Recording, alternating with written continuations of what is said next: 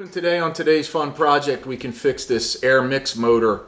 I believe is the issue in this 05 Acura MDX. It's making a clicking kind of grinding sound from the center console underneath the dashboard where the passenger left foot would be, right in that area. If you're controlling the control head, trying to go from hot to cold, maybe you're just getting hot air, maybe you're just getting cold air through the vents. Well, it could be that the air mix motor is not moving into proper position. So what we're going to do today, I'm going to show you how to take that unit out, and we'll inspect it. Hopefully we can repair it. If not, at least you'll know how to replace it. They are kind of pricey. They're about $200 and up, I believe. So let's go check out the video, and let me know in the comments down below. There was a pre-roll commercial before this video, and I'm hoping that you didn't have to sit through a yoga pants 30-second commercial. I've heard rumors that there's some yoga pants commercials going on during my videos. So I don't know, Erico. Let's check that out and get to the video. I'm on the passenger side of this 05 Acura MDX. If you've got an 02 to 06, I believe, Acura MDX or a Honda Pilot, you know, the SUV kind, there might be some other Acuras or Hondas that use this. But anyway, if you're experiencing a symptom where you're hearing an abnormal noise under the dashboard and towards the center, I'm going to show you what that is. It's called an air mix motor, and what happens is there are several gears in the actual unit, and it actuates the flapper for the heat and the AC. Anyhow, there's a motor, electric motor, that has a worm gear on it. They're all plastic. They can strip, or the contacts can become dirty, and the computer, the module, doesn't know what position it's in, so it's constantly trying to find itself, I guess you could say. So what I'm going to do is turn on the ignition. You don't have to start the car. I'm going to turn it on. We'll listen for the noise. What you want to do is, right in this area, here's the glove box, right down here in this corner is where you'll hear that noise from.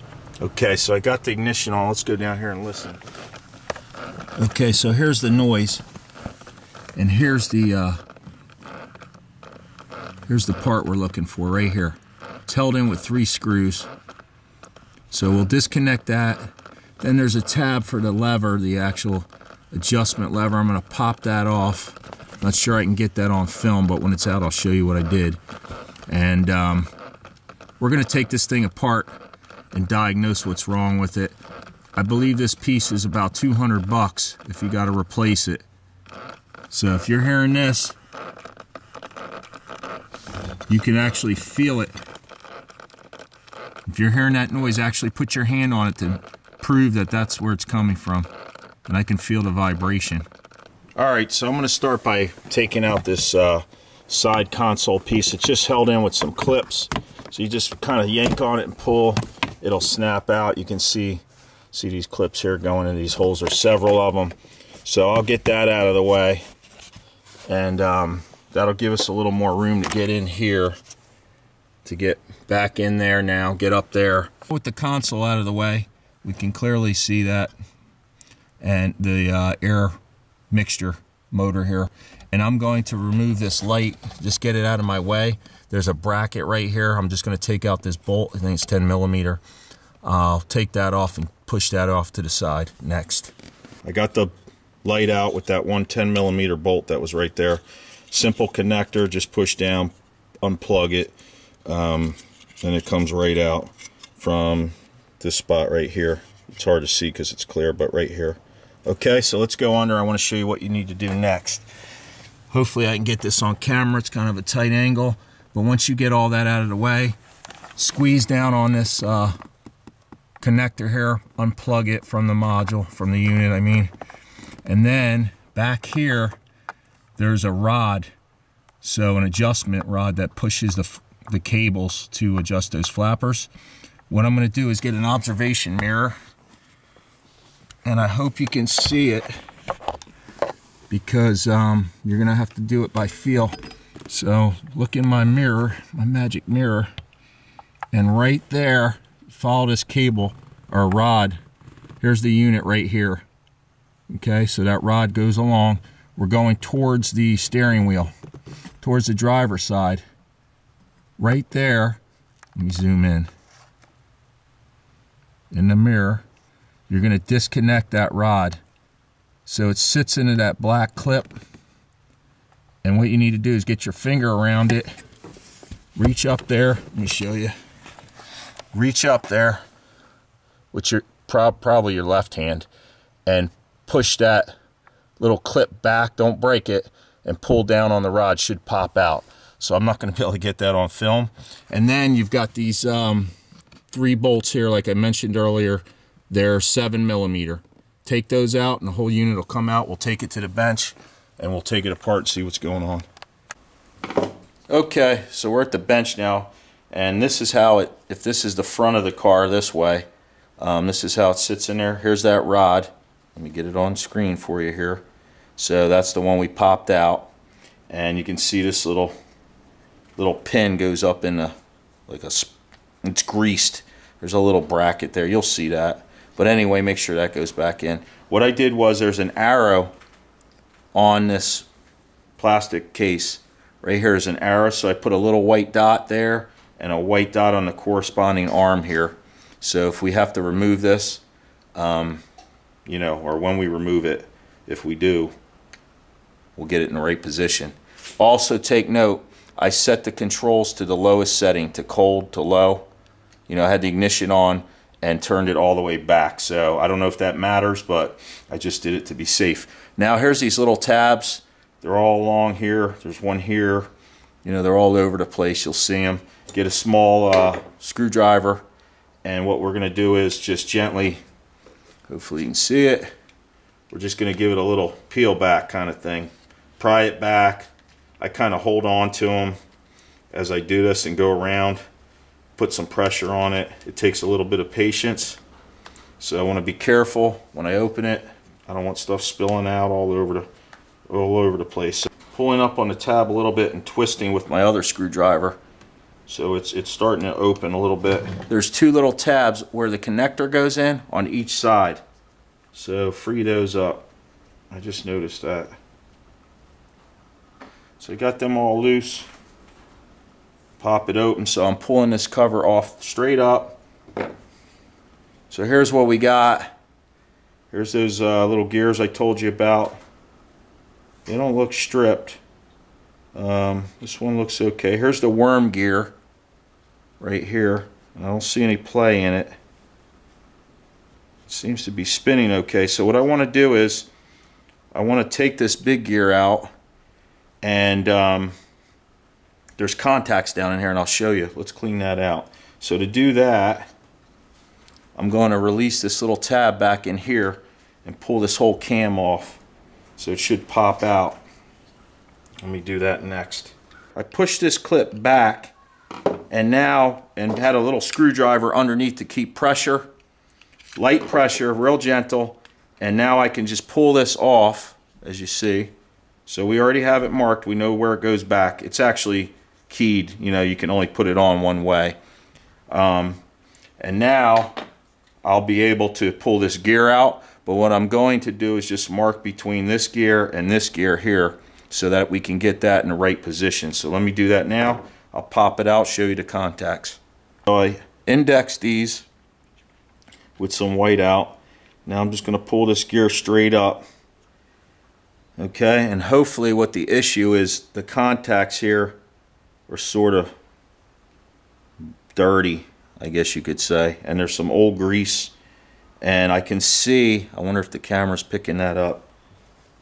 I definitely see signs of corrosion here. Not corrosion, but just some black gunk right on these little fingers. So what I'll do is get some rubbing alcohol. Sometimes a pencil eraser works good on contacts. If you checked out the electronic climate control head unit that I repaired on that C4 Corvette, same thing. Clean these contacts up with the alcohol and the pencil eraser, and they all seem to be in okay shape. I'll probably bend up a little bit like I'm doing now just to make sure that they make good contact. We're going to clean this up. We're going to put it back in, and we're going to see if we save 200 something bucks. I think it'd probably be about 400 if you went to the dealership. Just want to show you, I'm wiping the contact pad here, and look at that, that grease is jet black. So that's corrosion in there. Look, you know, that's not good. So we're not making good contact, and what I think's happening is the module's trying to read what's going on here, and it can't, because it's losing contact. It's going back and forth. It doesn't know whether to open or close. So it starts to move one way and back and forth, and you're hearing, that's what you're hearing. The gears are chattering. So, you know, a little bit of noise is normal, and you should be able to regulate it. So this is all nice and clean. I'm going to use dielectric grease on it now. Just put a little bit on there, and we'll put it back together. So everything's cleaned up now on the contacts best I could. This has got the dielectric grease. I just put a little bit on my Q-tip, get some of this stuff. Any brand will work. And what we do now is we slide this. We want to line this back up, this dot with our dot right here, just to be sure. And the teeth shouldn't mess. And I also put a little bit of silicone or dielectric grease right here on these gears, just a little bit. So that's back down in there. And what I'll do now is flip it over. We'll pop this bad boy back on the way it came off, and I'll put the cover back on here, and next step we'll put it back in and we'll fire it up. We'll see how it goes. Alright, so I hooked the rod back up, you know, the linkage rod. That little pin that was sticking out of the white cam, that goes in a slot that has another plastic piece. You'll see it in there. It's kind of like an L shape. That, just make sure that's in there. You lock that black piece over the linkage rod to lock it in. Put the 3 7mm bolts back in. It's a little tricky if you're not physically capable of climbing under dashboards. You want to have somebody else do it for you. So other than that, you know, it's a little tricky. So while everything's still apart, I'm going to turn on the ignition. This thing made noise no matter what temperature we were at. And now I'm going to get some video, hopefully that that cam is moving in coordination with the temperature. So I'll raise and lower that as we do this. So let's put this on. Hopefully we don't hear any clicking. Okay. I hear the fans running. The fan's on low. But we're down here at low. So let's go down here. And what I'll do is, while you guys are on the cam, let me see. Let me get a good shot of it here. Hopefully you can see it back here. I'm going to reach up and turn the temperature up, and hopefully we'll see that cam start to move. Right now I don't hear any clicking, so that's good. There we go. I'm pushing up. Okay. So you see the cam moving. That's the normal noise. Hardly anything, right? Now I'll bring it all the way down. So there's all the way down. Come up a little bit, it stops in the middle where it should, you see. So now you'll get that lukewarm temperature instead of ice cold or super hot. Anyhow, I hope that helps somebody out. You'll save yourself anywhere between 200 to 500 bucks. As long as the gears are not stripped and nothing in there is broken, obviously, you should be able to fix it for a very minimal amount of money. What I'll do now is I'm going to put the light back in, the dome light under here, the foot light. This is the connector, by the way, for that one. There's your green connector. Plug that in. I'll get that back in. Very simple. I'll put this piece of console here. You can't really see it because the light is behind it. Put that back. Just pop that in. Put the floor mats back in. And this baby's ready to get back down the road. That's how you fix it yourself and save a bunch of money. Don't forget to give me a thumbs up. Click that red box below if you're not subscribed. I appreciate you watching, and I'll see you on the next one. Don't forget to check out my other car repair videos. Take it easy.